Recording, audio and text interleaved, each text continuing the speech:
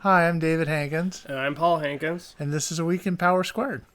Um, so we want to start off by congratulating the winner of our first ever contest, Juan Esquera. He won the giveaway we were doing as a combination between this video and our newsletter, and of course the podcast on Yes. the air with Power Squared. He answered the two. Well, we're looking for two numbers, and he sent those in.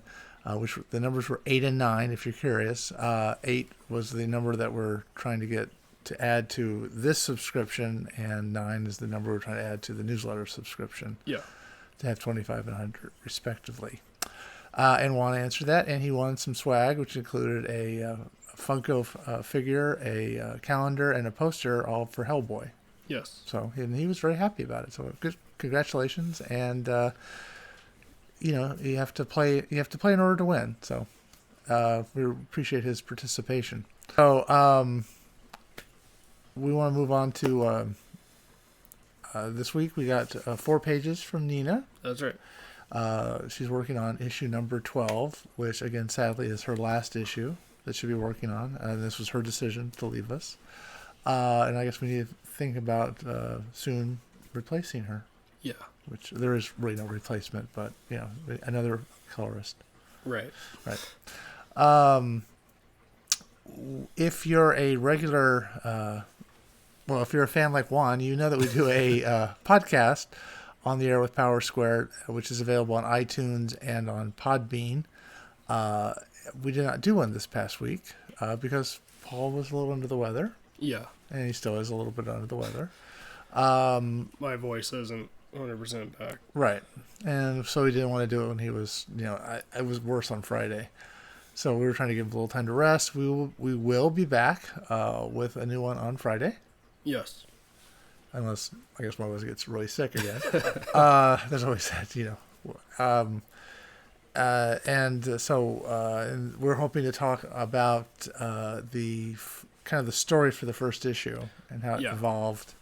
Which it did. I was looking back, it really evolved a lot. But we'll talk about that on Friday on the podcast on the air with Power Squared. So look forward to that. All right.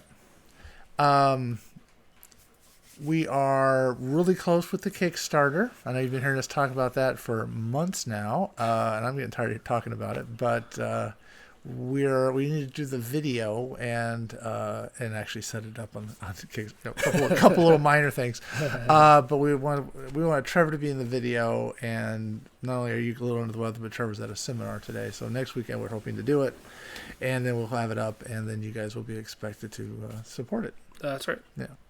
And I think we have some pretty good stuff, and we've been kind of highlighting that here occasionally and in the newsletter, which you can subscribe to at powersquaredcomicbook.com/join. There's a place there to sign up for the newsletter and this video and on the air with Power Squared and Trophy Unlocked and our email address.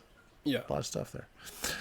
That kind of is the kind of what's going on with the comic book. But we wanted to talk because it's October, because Trophy Unlocked is a horror film salute every October. Yes. We wanted to talk about one of the movies that we watched recently that is going to be is up on there now, right? Yes.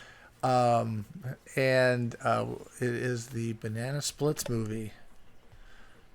So if you're of sort of a certain age, you remember the Banana Splits as sort of a 60s, I would say, Monkees, Beatles kind of rip-off thing that they did.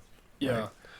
Well, it was a children's variety show with a kind of fake band. Yeah, and I always thought with the little helmets they wore, they were trying to be a little Sergeant Peppery. That was just how I was as a kid. And I was not really a huge fan of it, but it lasted a couple years.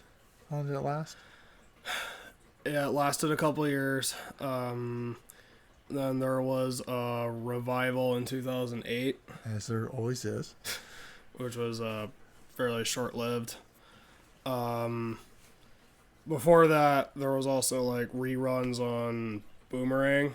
I was aware of those, but I didn't really watch them because it didn't really interest me. Right. And then, of course, after The 2008 revival, the franchise was kind of dormant until Warner Brothers decided to revive the Banana Splits as a horror movie. Yeah, which seemed like a really odd way to go. Yeah, it's a really odd direction. Now, this was sort of a leftover idea from another franchise they were trying to do. Yeah, okay, I guess before we get into the movie itself, we'll address the comparisons to Five Nights at Freddy's. Because this is way more interesting than the movie itself. Go ahead. Okay, so to try to make the story short, Scott Cawthon, the creator of Five Nights at Freddy's, had the game option for a movie through Warner Brothers. And so Warner Brothers was working on it with Jim Henson Creature Shop as well, working on the animatronics. But then he didn't like the direction that it was going, so he took it to Blumhouse, Okay. who's currently developing the movie with an estimated window of 2021, I think. Okay. And so Warner Brothers, shortly after that happened, announced the Banana Splits movie. So it's highly suspected that they took a leftover Five Nights at Freddy's script and turned it into Banana Splits. And the result is a low-budget horror film. Yeah, a low-budget, painfully run-of-the-mill horror film. Right. Yeah, so we watched that recently, and I know that the review, again, is up on Trophy Unlocked, Yeah, which I believe Trevor wrote. I wrote it. You wrote it, okay. I remember Trevor being really big about us watching the movie. So, since you wrote the review, what did you think of it? It was really terrible in just about every conceivable way. Okay. So is it okay? I remember it being overly, just overly bad. But it was a very low budget. It was shot, we think, in South Africa, based on the studio they used Yeah. for the exterior. You know how Banana Splits is a South African, icon. The premise is this: it's been on the air for 60 years or something like that. Yeah, the premise is that it's still been on the air until now. And so this kid is a huge fan of the Banana Splits and it's his birthday, and so he gets tickets to be able to go Who wouldn't? to a live taping. Right. But then it turns out that taping is going to be the final Banana Splits episode because the new head of content or something Right. is a jerk. He had been the producer of the show, right? He got Yeah. a promotion to be head of programming. Yeah, and And he's like, this is old and irrelevant. right. Which it would it be after 50-something years on the air. Yeah. Wow. Yeah, and so the Banana Splits, who are animatronic, Yes. and I always thought there was people in those costumes, but they're animatronic, and as robots do, they go crazy. Yeah. And the result is the Banana Splits movie. Yes. So this is, I mean, it had some sort of pretty gory moments Yeah. for the Banana Splits. I mean, it's kind of weird to be, it's kind of weird to say Banana Splits and horror and Banana Splits and gore. Yeah. I can see, boring, but not gore. It's kind of weird. So the overall is, do you think it kind of makes the Banana Splits more, I mean, I don't think it got a huge, did it get released theatrically, or is it just strictly on video and streaming? Okay, it technically had one theatrical screening at San Diego Comic-Con, which we didn't go to. Right. It was kind of bad timing, though. Yeah. And we would have had to, basically play the ticket lottery Yeah, which we're not doing anymore. on site, Yeah. not online. Right. So No. otherwise it's straight to home video and streaming. Right. And we saw it through some streaming service or pay-per-view. Amazon? Yeah, yeah. Yeah, we saw it through Amazon. Right. Okay, so the movie itself, the plot kind of doesn't make sense half the time. it's one of those things where it's like when you just kind of think about it for more than 2 seconds, it's like, how did these things happen? Right. Like, in the top with the banana splits, they go on their like rampage throughout the studio, but like somehow they're like slow and fast at the same time. Yeah, because they've been in multiple places when they walk really slow. You know how they pull that off. Yeah, like how did they destroy communications ability? How do they get outside to like The front gate. yeah? How do they just do half the things that they do? Yeah, and it there's a body count going on. It's not like you know they kill a lot of it's odd to be talking banana splits and murdering, killing, and mayhem and gore, but that's kind of how this movie is. I think it's kind of a weird way of treating the I mean, obviously, they don't think much of the banana splits as a future franchise because you can't bring it back to be a kids thing again. Yeah. This was a desperate attempt to like get people to talk about it or like have something happen so they can hold on to the banana splits. I don't know. But it's just a... So Banana Splits is Hanna-Barbera, isn't it, or something like that? Yeah. Okay. So this is a way for them to hold... They already have the Hanna-Barbera library. Yeah. Turner bought that. And I guess they needed to do something with it. yeah. Well, I mean, they may have thought, and there's nothing cheaper than something you already own. Yeah. Let's do that. So, yeah. But you kind of wonder, like, the old... the feeling that, I guess, especially in the 80s, that the studio execs are doing coke and come up with these ideas. It sort of sounds like one of those, hey, let's do the banana splits. Okay, yeah.